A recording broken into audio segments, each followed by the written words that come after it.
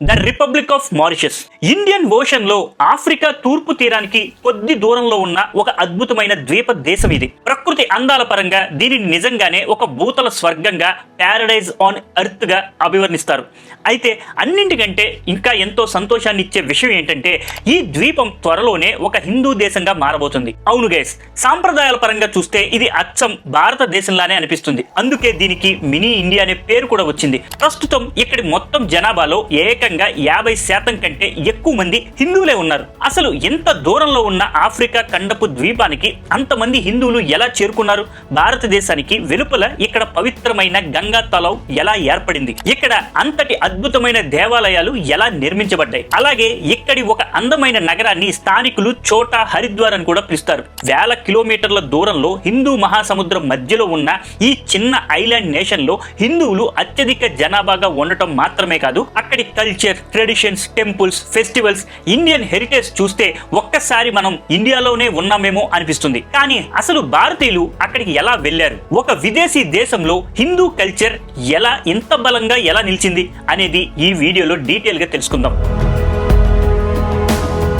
Mauritius ఈ దేశంలో అత్యున్నత రాజ్యాంగ పదవుల్లో కూడా భారతీయ మూలాల ఉన్న నాయకులే ఉన్నారు. ప్రెజెంట్ మారిషస్ అధ్యక్షుడిగా ధరంబీర్ గోకుల్ బాధ్యతలు నిర్వహిస్తున్నారు. ఈయన 2024 డిసెంబర్ లో అధ్యక్ష పదవిని చేపట్టారు. అలాగే మారిషస్ ప్రధానమంత్రిగా డాక్టర్ నవీన్ చంద్ర రామ్ గులాం 2024 నవంబర్ 12న పదవి బాధ్యతలు స్వీకరించారు. ఇంకా విశేషం ఏంటంటే వీరిద్దరూ కూడా హిందూ సాంప్రదాయాలకు చెందిన లీడర్సే. ప్రపంచంలోని చాలా దేశాల్లో హిందువులు మైనారిటీగా ఉంటే మారిషస్ లో మాత్రం హిందూ సమాజం దేశ రాజకీయాలు, పరిపాలన, అభివృద్ధిలో కీలక పాత్ర పోషిస్తుంది. ఒక దేశానికి ప్రెసిడెంట్, ప్రైమ్ మినిస్టర్ హిందువుగా ఉండటం మారిషస్ ప్రత్యేకతల్లో ఒకటిగా చెప్పుకోవచ్చు. భారతీయ సంస్కృతి, హిందూ సంప్రదాయాలు, ప్రజాస్వామ్య విలువలు కలిసి అభివృద్ధి చెందిన ఈ చిన్న ద్వీప దేశం నిజంగా ప్రపంచానికి ఒక ప్రత్యేక ఉదాహరణగా నిలుస్తోంది. మారిషస్ హిందూ మహాసముద్రంలో ఆఫ్రికా ఆగ్నేయ తీరానికి సుమారు 1200 కిలోమీటర్ల దూరంలో ఉన్న అద్భుతమైన ద్వీప దేశం ఇది. భౌగోళికంగా ఇది ఆఫ్రికా ఖండంలో భాగంగా పరిగణించబడుతుంది. ఈ దేశ రాజధాని పోర్ట్ లూయిస్. దాదాపు 2 లక్షల జనాభాతో ఉన్న ఈ నగరం దేశానికి రాజకీయ, ఆర్థిక, వాణిజ్య కేంద్రంగా మాత్రమే కాకుండా మారిషస్ అభివృద్ధికి హార్ట్ గా నిలుస్తుంది. ప్రపంచంలో హిందువులు అత్యధిక సంఖ్యలో నివసించే దేశాల గురించి మాట్లాడితే మొదటి స్థానంలో మన భారతదేశం, రెండో స్థానంలో నేపాల్, ఆ తర్వాత హిందూ జనాభా శాతం పరంగా ప్రత్యేక గుర్తింపు పొందిన దేశం ఏదైనా ఉంది అంటే అది మారిషస్ అనే చెప్పాలి. అయితే ఒక ప్రశ్న అందరికీ వస్తుంది, వేల కిలోమీటర్ల దూరంలో ఉన్న ఈ చిన్న ద్వీప దేశం, ఇంత పెద్ద భారతీయ సమాజం ఎలా ఏర్పడింది అని. వాళ్ళు ఇక్కడికి ఎప్పుడు వచ్చారు? స్వచ్ఛందంగా వచ్చారా, లేక చరిత్రలో జరిగిన కొన్ని సంఘటనల వల్ల ఇక్కడ స్థిరపడ్డారా? ఈ ప్రశ్నలన్నింటికీ సమాధానం తెలుసుకోవాలంటే మనం దాదాపుగా 200 సంవత్సరాల క్రితం అంటే 18వ శతాబ్దం చివరి నుంచి 19వ శతాబ్ద ప్రారంభ కాలానికి వెళ్ళాలి. ఆ సమయంలో మారిషస్ పై బ్రిటిష్ సామ్రాజ్య పాలన సాగుతోంది. బ్రిటిష్ పాలకులు అక్కడ విస్తారమైన షుగర్ కేన్ ప్లాంటేషన్స్ ఏర్పాటు చేశారు. అయితే వాటిలో పనిచేయడానికి స్థానిక కార్మికులు సరిపోకపోవడంతో బ్రిటిష్ గవర్నమెంట్ తమ పాలనలో ఉన్న భారతదేశం నుంచి వేలాది మంది కార్మికులను ఇండినేచర్డ్ లేబర్ సిస్టమ్ ద్వారా మారిషస్ కు తీసుకెళ్లడం స్టార్ట్ చేశారు. ఆ నిర్ణయమే తర్వాత మారిషస్ చరిత్రను పూర్తిగా మార్చేసింది. ఈ విధానంలో భారతదేశంలోని బీహార్, ఉత్తరప్రదేశ్, తమిళనాడు, ఆంధ్రప్రదేశ్, గుజరాత్, మహారాష్ట్ర వంటి ప్రాంతాల నుంచి వేలాది మంది భారతీయులను 5 నుంచి 10 సంవత్సరాల ఒప్పందంపై మారిషస్ కు తీసుకెళ్లారు. మెరుగైన జీవితం దొరుకుతుందనే ఆశతో వెళ్లిన వారిలో చాలా మంది అక్కడే స్థిరపడ్డారు. అనంతరం 19వ శతాబ్దం చివరి నుంచి 20వ శతాబ్ద ప్రారంభంలో ఈ ఒప్పంద కార్మిక వ్యవస్థ క్రమంగా రద్దు చేయబడింది. అప్పటికే అక్కడ తమ కుటుంబాలు, జీవనోపాధి, భూములు ఏర్పరచుకున్న అనేక మంది భారతీయులు తిరిగి భారత్ కు రాకుండా మారిషస్ నే తమ శాశ్వత నివాసంగా మార్చుకున్నారు. ఆ మొదటి తరం భారతీయుల వారసులే నేడు మారిషస్ లో హిందూ సంస్కృతి, భారతీయ సాంప్రదాయాలు, భాషలు, పండుగలను ఎంతో గర్వంగా కొనసాగిస్తూ ఆ దేశ నిర్మాణంలో కీలక పాత్ర పోషిస్తున్నారు. మారిషస్ లో మన తెలుగు వారి ఉనికి కూడా ఎంతో ప్రత్యేకమైనది. బ్రిటిష్ కాలంలో ఆంధ్రప్రదేశ్ లోని సింహాచలం, శ్రీకాకుళం, కాకినాడ ప్రాంతాలతో పాటు నేటి తెలంగాణలోని కొన్ని ప్రాంతాల నుంచి కూడా అనేక మంది రైతులు, కూలీలు ఉపాధి కోసం మారిషస్ కు వెళ్లారు. కాలం మారింది, తరాలు మారాయి, కానీ వారు తమ మూలాలను మాత్రం ఎప్పుడూ మర్చిపోలేదు. నేటికి అక్కడి తెలుగు కుటుంబాలు మన తెలుగు భాష, సంస్కృతి, సంప్రదాయాలు, పండుగలు, ఆచారాలను ఎంతో గౌరవంగా కొనసాగిస్తున్నాయి. దాదాపు 5 నుంచి 6 తరాలు గడిచిన 100 సంవత్సరాల క్రితం భారతదేశం నుంచి వెళ్లిన తమ పూర్వీకుల వారసులు ఇప్పటికీ తెలుగు సంస్కృతిని కాపాడుకుంటూ రావడం నిజంగా గర్వించదగ్గ విషయం. అంతేకాదు వారి కుటుంబాల్లో ఇప్పటికీ అప్పడు, అప్పిగాడు, పెంటయ్య, గుర్రయ్య, నరసింహులు, సీనయ్య, యాదయ్య వంటి సాంప్రదాయ తెలుగు పేర్లు వినిపిస్తుంటాయి. వేల కిలోమీటర్ల దూరంలో ఉన్న ఒక చిన్న ద్వీప దేశంలో శతాబ్దాల తర్వాత కూడా తెలుగు గుర్తింపును, భాషను, కల్చర్ను ఇంత ప్రేమగా నిలబెట్టుకోవడం ప్రతి తెలుగు వాడికి గర్వకారణమే. అంతేకాదు అక్కడ 108 అడుగుల వెంకటేశ్వర స్వామి విగ్రహాన్ని స్థాపించారు మన తెలుగు వాళ్ళు. తెలుగు భాష అంటే మాకు గౌరవం, తెలుగు భాష అంటే మాకు అభిమానం, మా ఊపిరిలో ఉంది తెలుగు భాష. 1835 సంవత్సరంలో మన ముత్తాతలు కోస్తాంధ్ర ప్రాంతం నుంచి మారిషస్కి వలస వచ్చారు. భారతీయుల సంఖ్య ఎక్కువగా ఉండడం వల్ల కావచ్చు, వారు తమ మూలాలను ఎంతో ప్రేమగా కాపాడుకోవడం వల్ల కూడా కావచ్చు, మారిషస్ లో అడుగు పెడితే చాలా చోట్ల మన భారతదేశంలోనే ఉన్నామేమో అన్న భావన కలుగుతుంది. అక్కడ కనిపించే ప్రకృతి, సంస్కృతి, జీవన శైలి మన దేశాన్ని గుర్తు చేస్తాయి. ఉత్తరప్రదేశ్ లో చూసినట్టుగా కనుచూపు మేర విస్తరించిన చెరుకు తోటలు కనిపిస్తాయి. మహారాష్ట్రలో ఉండే సారవంతమైన నల్లమట్టి అక్కడ కొన్ని ప్రాంతాల్లో కూడా కనిపిస్తుంది. బీహార్ ప్రజలు మాట్లాడే భోజ్పూరి భాష నేటికి మారిషస్ లో ఎంతో మంది నోట వినిపిస్తుంది. ఎక్కువగా ఉండేది కూడా వాళ్ళే. కేరళ కనిపించే పచ్చని గ్రామాలు, కొబ్బరి చెట్లు, ప్రశాంతమైన గ్రామీణ వాతావరణం చూసిన అనుభూతి అక్కడి పల్లెల్లో కూడా కలుగుతుంది. అంతేకాదు మన తెలుగు వారి ఆత్మీయత, ఆచారాలు, పండుగలు, కుటుంబ విలువలు కూడా అక్కడి తెలుగు కుటుంబాల్లో ఇప్పటికీ స్పష్టంగా కనిపిస్తాయి. అందుకే చాలా మంది మారిషస్ ను ప్రేమగా మినీ ఇండియా అని పిలుస్తారు. ఎందుకంటే అక్కడ కనిపించేది కేవలం భారతీయుల ఉనికి మాత్రమే కాదు, భారతదేశపు సంస్కృతి, సంప్రదాయాలు, భాషలు, భావోద్వేగాలు కూడా సజీవంగా కొనసాగుతూ ఉన్నాయి.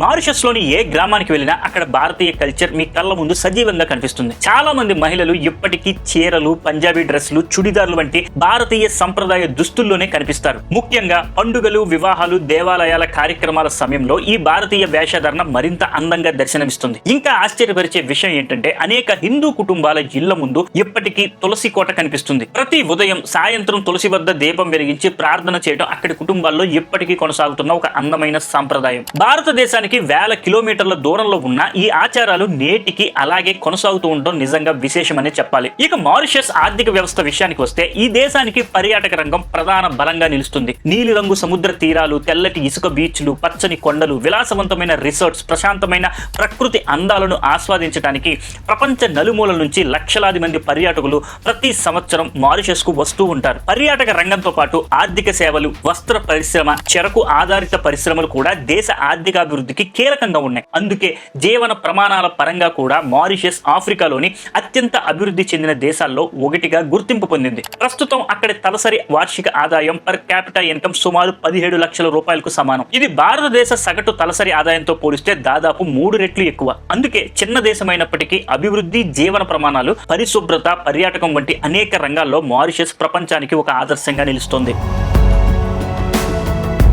ఇక మారిషస్ కరెన్సీ విషయానికి వస్తే మారిషస్ అధికారిక కరెన్సీ పేరు మారిషియన్ రూపీ. పేరు వినగానే భారతీయ రూపాయిని గుర్తు చేస్తుంది కదా. ప్రస్తుతం ఒక మారిషస్ రూపీ విలువ సుమారు 2 ఇండియన్ రూపాయలతో సమానం. అందువల్ల అక్కడి కరెన్సీ పేరు కూడా మనకు చాలా దగ్గరగా అనిపిస్తుంది. ఇక మారిషస్ లోని మతాల విషయానికి వస్తే ఈ దేశంలో హిందూ మతమే అతిపెద్ద మెజారిటీ మతం. మొత్తం జనాభాలో దాదాపుగా 51% మంది హిందూ మతాన్ని అనుసరిస్తున్నారు. ఆ తరువాత సుమారు 20 నుంచి 25% మంది క్రైస్తవ మతాన్ని, అలాగే దాదాపు 10 నుంచి 15% మంది ఇస్లాం మతాన్ని అనుసరిస్తున్నారు. మిగిలిన వారు బౌద్ధం, చైనీస్ సంప్రదాయాల విశ్వాసాలు మరియు ఇతర మతాలకు చెందిన వారు ఉన్నారు. ఇక్కడ అన్ని మతాల ప్రజలు పరస్పర గౌరవంతో శాంతియుతంగా కలిసి జీవించడం మారిషస్ ప్రత్యేకతగా చెప్పుకోవచ్చు.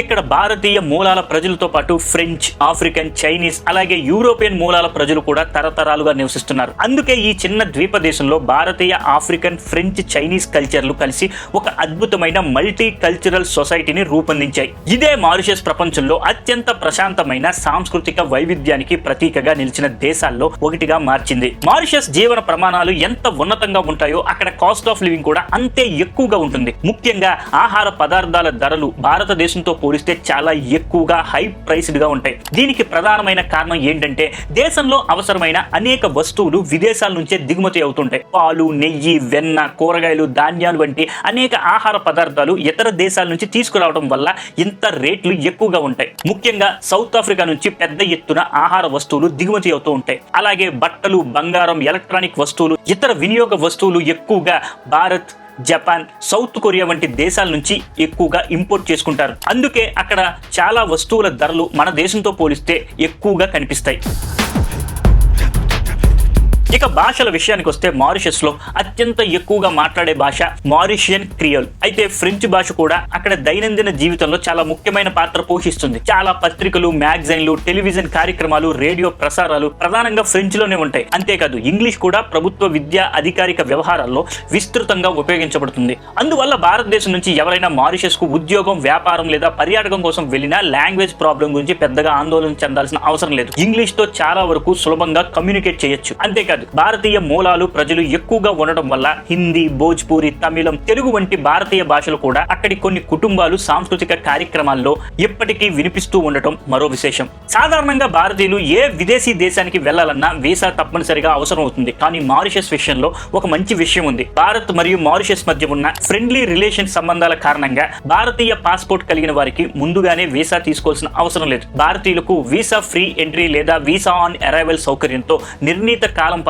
మారిషస్ ను సందర్శించవచ్చు. అయితే ప్రయాణానికి అవసరమైన passport, return ticket, hotel bookings, తగిన ఆర్థిక వనరుల వంటి ఇమ్మిగ్రేషన్ నిబంధనలు మాత్రం తప్పనిసరిగా పాటించాలి. అందుకే భారతీయ పర్యాటకులకు మారిషస్ వెళ్లడం చాలా సులభంగా ఉంటుంది. ఇక ప్రకృతి అందాల విషయానికి వస్తే మారిషస్ నిజంగా భూమిపై ఉన్న ప్యారడైజ్ ఐలాండ్ అని చెప్పడంలో ఎలాంటి అతిశయోక్తి లేదు. హిందూ మహాసముద్రం మధ్యలో ఉన్న ఈ ద్వీప దేశం నలువైపులా నీలిరంగు సముద్ర జలాలతో చుట్టముట్టబడి ఉంటుంది. తెల్లటి ఇసుక తీరాలు, క్రిస్టల్ క్లియర్ వాటర్, పచ్చని కొండలు, దట్టమైన అడవులు, రంగురంగుల పూల తోటలతో కలిసిన ఈ దేశాన్ని మరింత అందంగా తీర్చిదిద్దాయి. ముఖ్యంగా ఇక్కడి బీచెస్ ప్రపంచ వ్యాప్తంగా ఎంతో ఫేమస్ అయ్యాయి. ప్రశాంతమైన సముద్ర తీరాలు, water sports, scuba diving, snorkelling, honeymoon resorts కోసం ప్రతి సంవత్సరం లక్షలాది మంది పర్యాటకులు మారిషస్ ను సందర్శిస్తూ ఉంటారు. మీరు కనుక బీచ్ లవర్ అయితే జీవితంలో ఒక్కసారైనా తప్పకుండా చూడాల్సిన అత్యంత అందమైన గమ్యస్థానాల్లో మారిషస్ కూడా ఒకటి అని చెప్పడంలో ఎలాంటి సందేహము లేదు.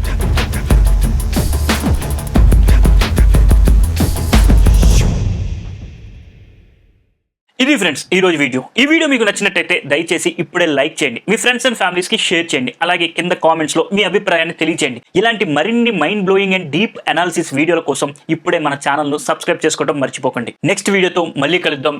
జై హింద్, జై భారత్.